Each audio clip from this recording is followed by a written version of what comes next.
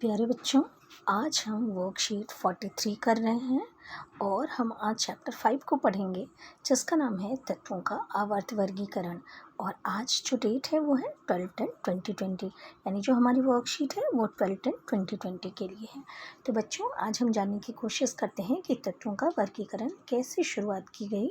और हम जिस दो साइंटिस्ट्स के बारे में आज पढ़ेंगे उनका नाम है डोब्राइनर और न्यूलैंड्स। तो इनके सिद्धांतों के बारे में आज की वर्कशीट में हम जानने की कोशिश करेंगे।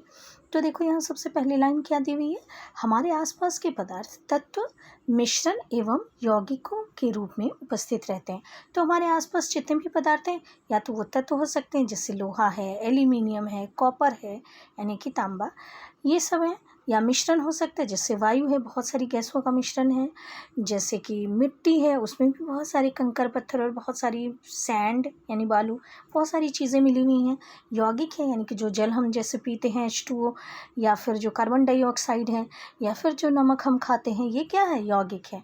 तो इन सब के बारे में आप 9th में पढ़ चुके हैं और भी पढ़ रहे हैं और धीरे धीरे और आप पढ़ते चले जाएंगे। उसके देखो सेकंड वाली लाइन क्या कह रहा है, तत्व ऐसे पदार्थ है जो एक ही प्रकार के अणुओं से मिलकर बने हैं, जैसे कि सोडियम, सोना, मैग्नीशियम। तो हाँ, जो हम तत्व, आप ये 9th में आप जानते हो कि तत्व ऐसे पदार्थ होते हैं जो कि एक ही जैसे अणुओं से मिलकर बने हुए होते हैं। जैसे कि अगर हम सोडियम की बात कर ले Na, तो सोडियम में क्या है, जितनी भी ये जो सोडियम है इसके जितने भी परमाणु हैं सब क्या होंगे, सोडियम के ही एटम्स होंगे, सब क्या होंगे, आइडेंटिकल होंगे, एक ही जैसे होंगे। ठीक है। उसके देखो थर्ड वाली लाइन क्या कह रहा है, थर्ड वाली लाइन कह रहा है कि अभी तक 118 तत्व ज्ञात हैं, लेकिन अभी तक हमने कितने तत्वों को ज्ञात कर लिया है, कितने तत्वों की डिस्कवरी हो गई है, 118 तत्वों की। लेकिन इसमें से सिर्फ 98 ऐसे तत्व हैं जो कि प्राकृतिक रूप से पाए जाते हैं, बाकी और क्या है, आर्टिफिशियली बनाए गए यानी कृत्रिम रूप से उनको बनाया गया है। आओ फिर अब हम इस टॉपिक को पढ़ रहे हैं, वर्गीकरण की क्यों आवश्यकता है, क्यों हम तत्वों का वर्गीकरण करते हैं। तो बच्चों, आप जानते हैं कि कितने तत्व अभी नोन है, कितने तत्व ज्ञात है, 118 तत्व ज्ञात है। अगर हम सबको अलग अलग से पढ़ना शुरू कर दें तो हमारे लिए क्या हो जाएगा, बहुत ज़्यादा टाइम कंज्यूमिंग हो जाएगा और इनके गुणधर्म को अलग अलग याद करना भी बहुत ज़्यादा मुश्किल है।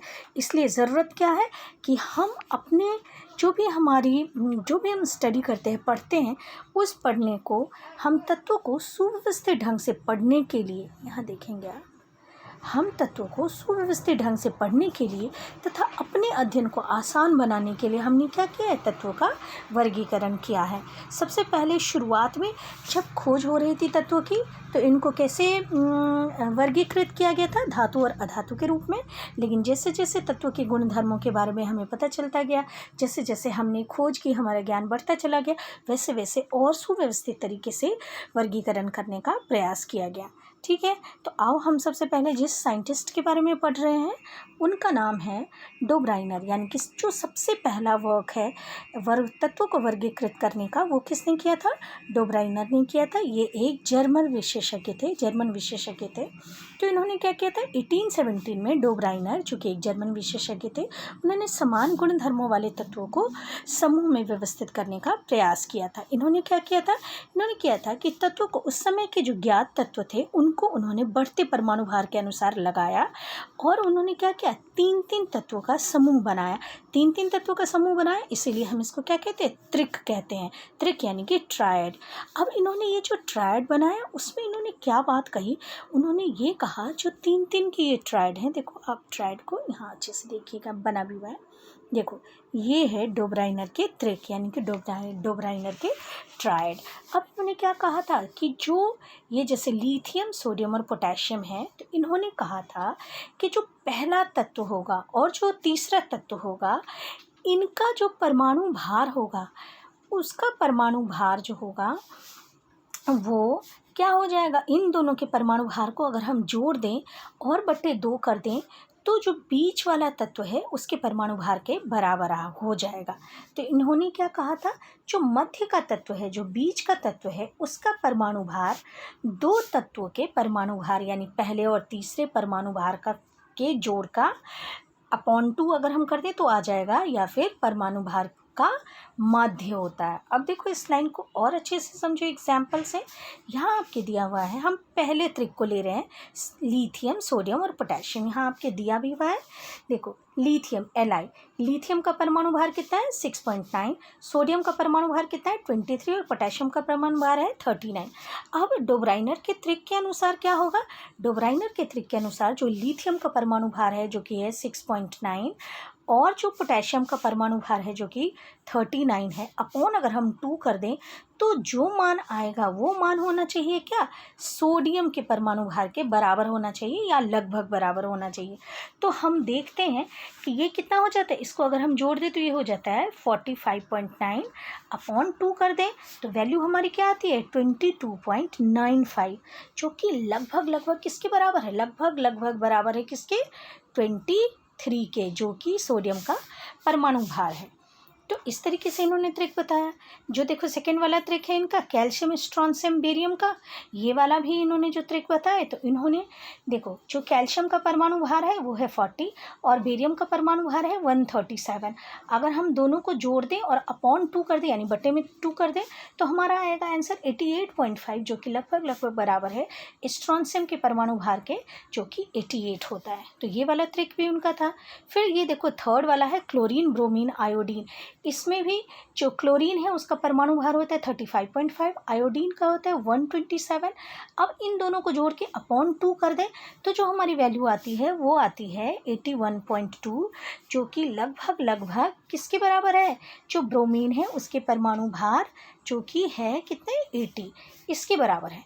तो उस समय ये क्या हो गया, इन्होंने ये 3 ट्रायड दिए थे, 3 त्रिक दिए थे और इन्होंने बताया था कि जो पहला वाला सदस्य है और जो तीसरा वाला सदस्य है इनके परमाणु द्रव्यमान को जोड़ के और हम बटे 2 कर दें तो जो हमारा बीच वाला तत्व है उसके परमाणु द्रव्यमान या भार के बराबर हो जाएगा वो। ठीक है, अब देखो लेकिन ये जो हमारा है त्रिक, डोब्राइनर का त्रिक, ये बहुत दिनों तक चला नहीं और बाद में जाकर ये फेल हो गया। क्यों फेल हो गया, तो इसकी कुछ सीमाएं थी। क्या थी सीमाएं, तो इन्होंने क्या किया, इन्होंने बस ये 3 त्रिक बताए थे, यही lithium, sodium, potassium, calcium, strontium, barium और क्लोरीन, ब्रोमीन, आयोडीन, बस यही 3 त्रिक बता पाए थे। जबकि उस समय और भी जो तत्व थे वो ज्ञात थे, लेकिन उन्होंने बस 3 ही त्रिक बताया था। उसके बाद इन्होंने बाद में जो और तत्व थे इनकी कोशिश करी गई कि इनको हम त्रिक के रूप में सुव्यवस्थित ढंग से दिखा सकें, लेकिन ऐसा हुआ ही नहीं कि जो पहला तत्व हो और तीसरा तत्व हो उन दोनों के परमाणु भार को जोड़ के अपॉन 2 कर दें तो हमारे जो बीच वाला तत्व है उसके परमाणु भार के बराबर आ जाए, ऐसा नहीं हो पाया। इसलिए डोब्राइनर का त्रिक जो है वो क्या हो गया, फेल हो गया। उसके बाद आओ बच्चों हम देखते हैं जो दूसरे साइंटिस्ट हैं उनका नाम है न्यूलैंड्स। अब न्यूलैंड्स का अष्टक सिद्धांत है। ये सिद्धांत क्या कहता है, तो न्यूलैंड्स ने भी क्या किया, डोब्राइनर की तरह उस समय के जो ज्ञात तत्व थे, उस समय लगभग 56 ज्ञात तत्व थे, तो इन्होंने उन तत्वों को क्या किया, इन्होंने भी तत्वों को परमाणु भार के बढ़ते क्रम में व्यवस्थित किया। उस समय जो ज्ञात तत्व थे उनको उन्होंने क्या किया, परमाणु भार के बढ़ते क्रम में व्यवस्थित किया और पाया, उन्होंने देखा कि जो 8वां तत्व है, प्रत्येक 8वां तत्व का जो गुणधर्म है वो पहले वाले तत्व के गुणधर्म के बराबर था। अब ये कैसा था, ये संगीत के जो अष्टक होते हैं, सा रे ग म प ध नि, देखो यहाँ दिया भी हुआ है, सा रे ग म प ध नि, उसी के तरीके का था। तो इसीलिए इसको इन्होंने क्या कहा, अष्टक सिद्धांत कह दिया। अब देखो यहाँ और अच्छे से देखेंगे। हाँ तो यहाँ आप देखो जैसे हाइड्रोजन है ये पहला तत्व है, इसके बाद देखो ये है 7वां और ये है 8वां फ्लोरीन। तो इनके अनुसार जो फ्लोरीन के गुणधर्म है, फ्लोरीन का गुण जो है वो किसके समान होगा, हाइड्रोजन के समान होगा। या फिर अगर हम ऐसा कहें कि ये जो क्लोरीन है, अगर पहला तत्व है फ्लोरीन तो ये जो 8वां तत्व होगा वो क्या होगा, क्लोरीन होगा। और क्लोरीन का जो गुणधर्म है वो किसके बराबर होगा, फ्लोरीन के बराबर होगा। या फिर अगर हम ऐसा ले लें कि पहला तत्व है लिथियम तो जो 8वां तत्व होगा वो होगा सोडियम, तो सोडियम के जो गुणधर्म है वो किसके समान होंगे, लिथियम के समान होंगे। तो ऐसा कहा था किसने, न्यूलैंड्स ने कहा था ऐसा। ठीक है, अब देखो, लेकिन ये जो हमारा सिद्धांत है, ये सिद्धांत भी बहुत ज़्यादा नहीं चल पाया था, इसकी भी बहुत सारी सीमाएं हो गई, और जिस कारण कि ये कुछ ही दिनों बाद ये वाली जो थ्योरी थी न्यूलैंड्स का अष्टक सिद्धांत, ये भी क्या हो गया, डिस्कार्ड हो गया, यानी फेल हो गया। तो क्या थी इसकी सीमाएं? तो इसकी जो सबसे बड़ी सीमा थी वो ये थी कि ये सिर्फ हल्के तत्व तक लागू होता था, सिर्फ कैल्शियम तक ही। देखो, कैल्शियम जिसका परमाणु संख्या होती है जिसकी 20 और परमाणु द्रव्यमान होता है इसका 40, तो ये हल्के तत्वों तक ही ये जो हमारा अष्टक सिद्धांत था वो लागू हुआ। भारी जो तत्व थे जो उस समय ज्ञात थे, उन तत्वों पर ये सिद्धांत लागू नहीं हो पाया। उसके बाद क्या है, यहाँ यही दिया हुआ है कि उन्होंने ये बोला था कि बस 56 तत्व ही खोजे जो गए हैं, बस इतने ही तत्व रहेंगे, आगे और फ्यूचर में और तत्वों की खोज नहीं होगी। जबकि ऐसा हुआ नहीं, और भी तत्व आए, लेकिन वो इनकी जो सारणी इन्होंने बनाई थी, अष्टक सिद्धांत वाली ये जो सारणी बनाई थी इन्होंने, इस सारणी पे वो फिट नहीं हो पाया। उसके बाद इन्होंने जो सबसे बड़ा ब्लंडर किया था, जो इनकी जो गलती हो गई थी, जो इन्होंने अपना अष्टक सिद्धांत दिया था, जो इन्होंने अपना टेबल बनाया था, सारणी में क्या गलती हो गई थी कि इन्होंने क्या किया था, तत्वों को समंजित करने के लिए, यानी एक जैसा रखने के लिए उन्होंने क्या किया था, एक ही जगह पे दो दो तत्वों को रख दिया था। जैसे देखो, यहाँ कोबाल्ट और निकेल है, यहाँ देखो सीजियम और लैंथेनम, एक ही जगह पे उन्होंने दो दो तत्वों को रख दिया, पहली गलती। और दूसरा उन्होंने क्या किया था, अलग अलग गुणधर्म के जो तत्व थे उनको भी उन्होंने एक ही ग्रुप में रख दिया। जैसे देखो, फ्लोरीन, क्लोरीन और ब्रोमीन, इनके जो गुणधर्म हैं वो बिल्कुल अलग हैं, ये हेलोजेंस हैं, अधातु हैं, और इनके गुणधर्म बिल्कुल अलग हैं किससे, कोबाल्ट और निकल से, जो कि धातु हैं। तो इन्होंने अधातु और धातु को एक ही ग्रुप में डाल दिया। ये इन्होंने क्या किया, ये गलती थी। उसके बाद थी क्या, ये सीमाएं थी। उसी तरीके से देखो, इन्होंने क्या किया, ये जो आयरन है, आयरन Fe, इसका जो गुणधर्म है वो कोबाल्ट और निकल से बहुत ज़्यादा मिलता है, कॉइनेज मेटल्स हैं ये, कॉइनेज धातु हैं ये। तो इनको भी इन्होंने क्या किया, जबकि इनके गुणधर्म समान है, लेकिन इनको इन्होंने अलग अलग ग्रुप में डाल दिया। तो ये क्या हो गया, ये न्यूलैंड के अष्टक सिद्धांत की सीमाएँ हो गई। ठीक है बच्चों, अब आओ हम क्वेश्चंस को करने की कोशिश करते हैं। देखो, पहला क्वेश्चन आपके कह रहा है, ये फर्स्ट क्वेश्चन है आपका बच्चों, दिया हुआ तत्वों को वर्गीकृत करने की आवश्यकता क्यों थी। तो देखो, ये आपके वर्कशीट में सबसे पहली लाइन ही यही दी, सबसे ऊपर ही दिया हुआ है कि तत्वों को सुव्यवस्थित ढंग से पढ़ने के लिए, देखो यहाँ दिया हुआ है, तत्वों को सुव्यवस्थित ढंग से पढ़ने के लिए तथा उनके अध्ययन को आसान बनाने के लिए उनको वर्गीकृत किया गया। उसके देखो, सेकंड क्वेश्चन हमारा क्या कह रहा है, सेकंड क्वेश्चन कह रहा है, ऐसे 3 तत्वों के नाम लिखो जो डोब्राइनर के त्रिक दर्शाते हों। तो आप अच्छे से जानते हैं कौन सा हो जाएगा, लिथियम, सोडियम और पोटेशियम, ये लिख सकते हो। कैल्शियम, बेरियम, स्ट्रोंशियम आप लिख सकते हैं, कैल्शियम, स्ट्रोंशियम, बेरियम, मतलब आप लिख सकते हैं क्लोरीन, आप लिख सकते हैं क्लोरीन, ब्रोमीन, आयोडीन लिख सकते हैं। ठीक है, तीनों में से कोई सा भी लिख सकते हो आप।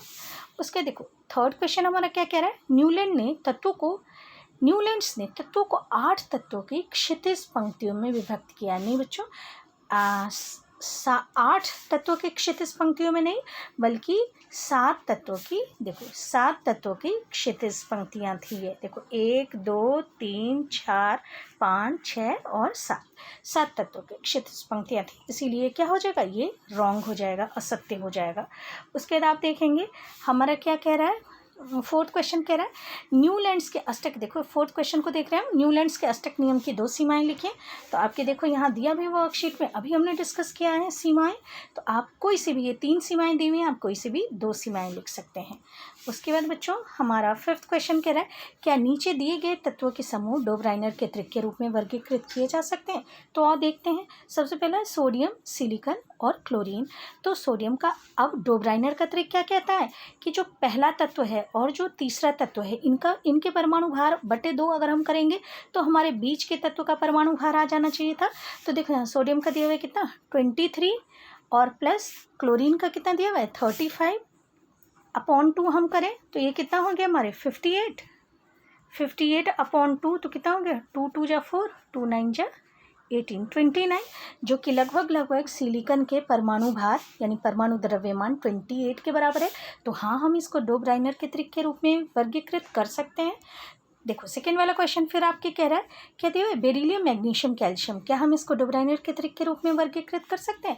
यानी कि जो बेरिलियम और कैल्शियम का जो परमाणु भार है उसका जोड़ बटे 2 हम करेंगे तो क्या आ जाना चाहिए, मैग्नीशियम के परमाणु भार के बराबर आ जाना चाहिए था, तो आ जाना चाहिए। तो हम देखते हैं सबसे पहले क्या लेते हैं बेरिलियम का कितना दिया हुआ है 9, तो लिखेंगे 9 प्लस कैल्शियम का कितना दिया है 40/2, यानी ये कितना हो गया 49/2, 2 2 जा 4, 2 9 जा 18.5, 29.5 आया, जो कि लगभग बराबर है कितने मैग्नीशियम के, सॉरी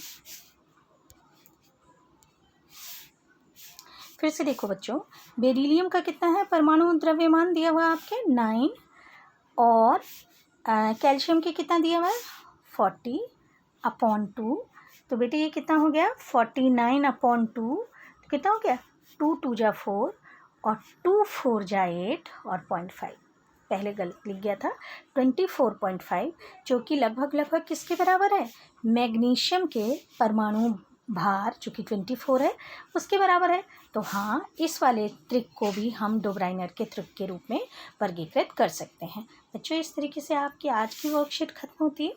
आई होप कि आपको समझ में आया होगा।